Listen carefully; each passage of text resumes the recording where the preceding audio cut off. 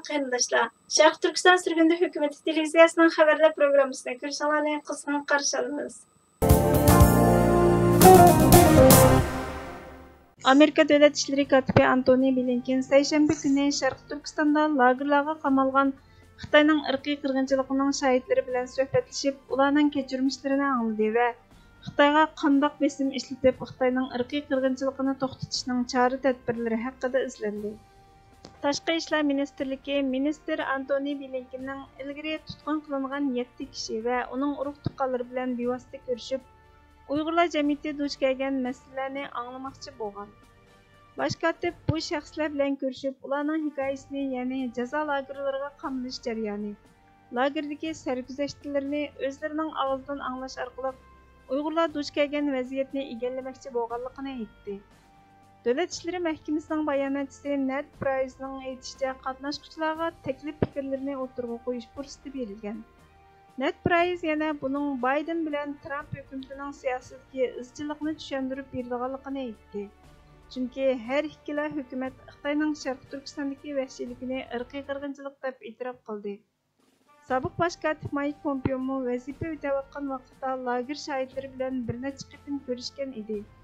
Ned Price yana Amerikaning Sharq Turkistonda yuz berayotgan irqiy qirg'inchilik haqida nihoyatda aniq va izchil so'zlab kelayotganligini, bundan keyin muvofiq deb qaragan qo'shimcha vositalarni ishlatib, Sharq Turkistondagi vahshiyliklarga mas'ul xodimlarni surishti qilganligini bildirdi. Trump hukumatidan keyin Biden hukumati Xitoyning Sharq Turkistondagi bostirish, Hongkongdagi kishilik huquq dafsanchiliklari tufaylidan Xitoy amaldorlariga sayohat cheklamasi, moliya jazosi, Xitoyning majburiy emgakni ishlatish orqali ishlab chiqargan mollarining Amerikaga import qilinishini cheklash qatorliq bir yurish jazolarni yurgizgan edi.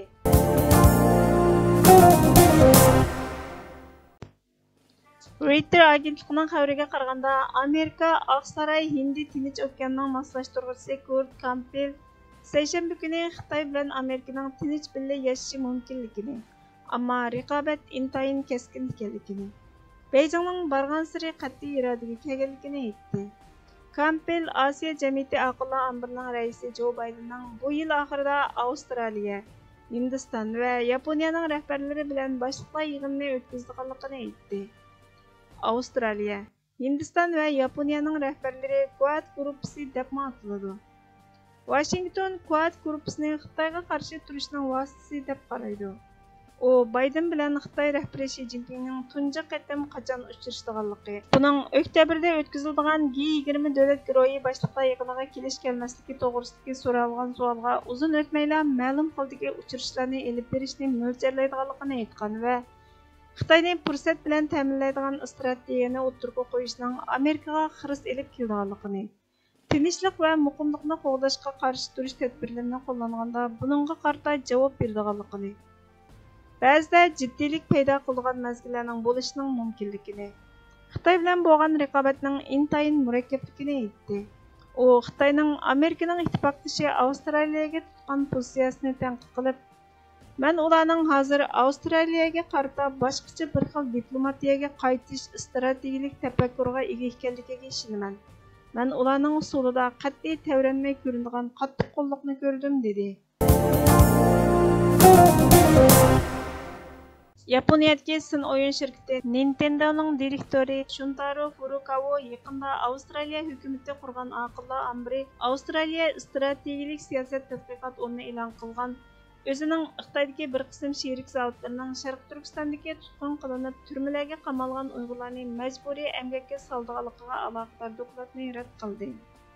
Dokladda Xitoy hukumatining Uyg'urlarni majburiy holda zavodlarga yo'tkilganligini, bu zavodlarning Alma, Google, Microsoft va Nintendo qatorliq shirkatlarning ta'minlash zanjirining bir qismi ekanligini o'ttirg'a qo'ydi. Furukawa yaqinda mablag' solg'uvchilarga qilgan so'zida dokladda o'ttirg'a qo'yilgandan keyin bu talabni tekshirganligini, hozirgacha Nintendoning ta'minlash zanjiridagi majburiy emgak to'g'risida hech qanday doklad topshirib olmaganligini aytdi. Furukawa yana Nintendoning uzundan buyon yo'lga qo'ygan korxona ijtimoiy mas'uliyati siyosatida shirkatning ta'minlash zanjirida turma yoki majburiy emgakka tayanmaslikqa kafolatlik qilish kerakligi o'ttirg'a qo'yilgan. Furukawaning Avstraliya strategik siyosat tadqiqot dokumentlariga aloqador tushuntirishini tahlil qilish bir oz qiyin. Dokladda Dongguan Yidong elektron cheklash shirkati orqali Nintendo'ni bu lagerlar bilan bog'lagan bo'lib, qarmoqqa Nintendo'ni tor bekitidagi sheriklarining biri deb qaragan. Furukawa zavodining ismini tilga olmagan. Bu yerda Xitoyning Sharq Turkistondagi Uyg'ur va boshqa turkiy millatlarga qaratgan irqiy qirg'inchiligi va majburiy emgak selish qilmishining yushirilayotganligini faraz qilgani bo'ladi yoki kishini texmo umidsizlantirdigani bu shirkatlarning ishlaydigan vaqti va majburiy emgakni ishlatish strategiyasiga asosan qaysi shirkatlarning emgakdan naf oldiganligini bir nima demak tez. Avstraliya strategik siyosat tadqiqot o'rnining shirkatlarning hamkorlashgan vaqtiga asosan bir qism shirkatlarni tizimlikdan o'chirayotganligi o'ttirg'a qo'yilgan. Baş ministerimiz Salih Xudoyer apandi barliq Sharq Turkiston xalqini ittifoqlashib, mo'rini mo'riga tirab Sharq Turkistonning mustaqilligini qo'lga keltirish uchun kurash qilishga chaqiriq qildi. Musharakaga barliq Sharq Turkistonlik va Uyg'ur qarindoshlarning ammanglardan Alloh rozi bo'lsin. Ammanglar ma'lum bo'lganidek, bugun Urumchi qatliamidagi 12-yili. Gerçi Urumchi qatliami 13 yil burun bo'lgan bo'lsa-mu, Sharq Turkistonda irqiy qirg'inchilik ta Xitoy tajovuzchilari Sharq Turkiston zaminini bosib kirgandan beri davomlashyapti aziz qarindoshlar. Va bizningki bu irqiy qirg'inchilikni to'xtatishninki bir yo'li bor. U bo'lsa davlatimizning mustaqilligini asliga keltirish aziz qarindoshlar. Ammamizninki majburiyatimiz bu. Ammamizninki qilish tegishlik ishimiz bu aziz qarindoshlar. Yolg'izdan bir tashkilotning, bir kishining yoki bir grupning ishi emas aziz qarindoshlar. Barliq Sharq Turkistonlik, o'zini Sharq Turkistonlik deydiganlarning, barliq Uyg'urlarning vazifasi aziz qarindoshlar. Shuning uchun biz o'zimizning shaxsiy manfaatimizni qayrib qo'yib, shaxsiy ziddiyatlarni qayrib, o'z nafsimizni qayrib, manfaat, shuhrat va boshqa tamoyillarni qayrib qo'yib aziz qarindoshlar, davlatchilik ideyasiga bo'ysunishimiz kerak aziz qarindoshlar. Shu yo'lda minishimiz kerak.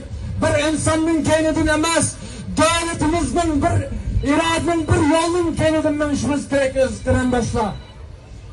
Bizdagi mustaqil davlatimiz bo'lmay turib aziz qarindoshlar, bizning kishilik huquqimiz, erkinligimiz, dinimiz va boshqa huquqlarimizni qo'llayolmaymiz aziz qarindoshlar. Qachon davlatimizning mustaqilligini asliga keltiramisak, shu kuni bizning erkinligimiz bo'ladi, shu kuni bizning boyligimiz bo'ladi, shu kuni biz dinimizni haqiqiy ibodat qilamiz aziz qarindoshlar. Shuning uchun biz annimiz kuchimizni, davlatimizni asliga keltirish uchun kuch chiqarishimiz kerak. Mayli qalamdan bo'lsin, mayli pulimiz orqali bo'lsin, mayli ishimiz orqali bo'lsin, mayli pulimiz orqali bo'lsin. Annimiz buni davlatchilik ideyasini annimizga singdirishimiz kerak. Qarindoshlikni deb, tuqqandochilikni deb, manfaatni deb davlatimizni, vatanimizni, millatimizni sotmasligimiz kerak aziz qarindoshlar. Allohdan hammamizga birlik, barobarlik tilayman. Allohdan hammamizga insof, kuch, jasorat ato qilishini tilayman.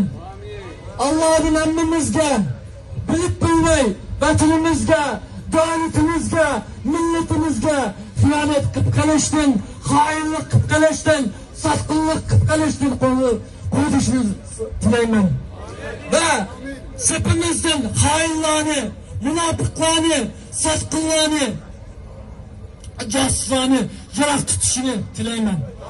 Ve yo'limizda şu tizden Sharq Turkistonning mustaqilligini asliga keltirish uchun o'z panohidan yordamchilarni yaratishini tilayman. Alloh hammalardan tekrar rozi bo'lsin. Assalomu alaykum.